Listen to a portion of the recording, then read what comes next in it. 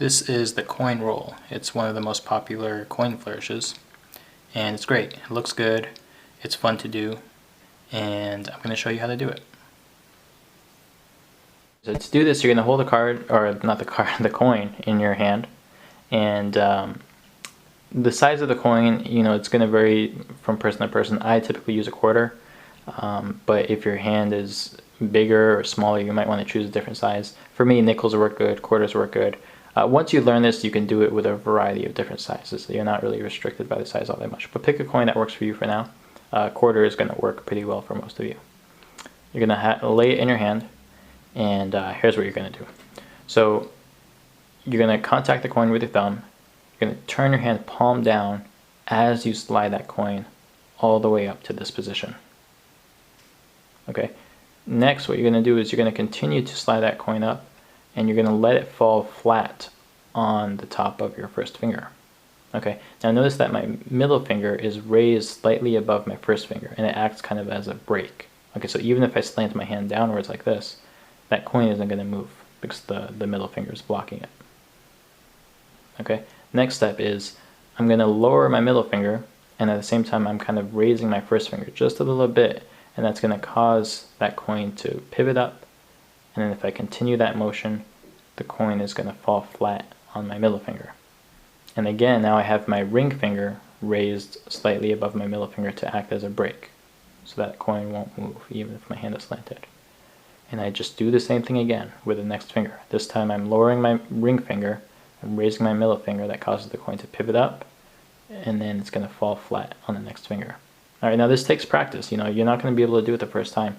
You kind of just have to play around with it until you get it. And the next step is going to be the same thing. This time I'm lowering my pinky, raising my ring finger, and now this is actually the hardest part. Okay, I don't have another finger to roll to, so instead I'm going to let that coin fall through the crack in between my in between my ring finger and pinky, and I'm going to be catching it on the other side of my hand with my thumb. Okay, so I usually get to something like this position right here. And then here's what happens. This is gonna be difficult for some of you, because your thumb isn't gonna want to stretch all the way over there. You need to get your thumb on the left side of that coin, so on the side of the coin that's facing your pinky. Okay, so this might be a difficult stretch for some of you, especially if this is your first time trying this. But as you practice, this will become easier. Your fingers will learn to move and flex in different ways, and then you won't really have to struggle with this anymore. Okay, so once you get that dexterity, you're going to be able to bring your thumb to the left side of that coin. You're going to push up until it's flat in your palm, and then you're just going to start the whole cycle all over again. You slide it up to this position, and you're ready to go again.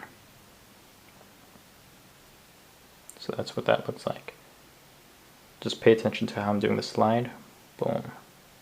Okay, and once I get to this position, you'll notice that I'm kind of turning my hand slightly palm up to help slide, and then I turn my hand palm down for the roll.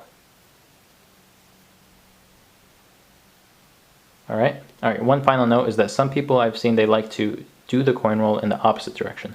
So they actually start at their pinky and then they move towards their first finger. I haven't really practiced this, but you can do it that way.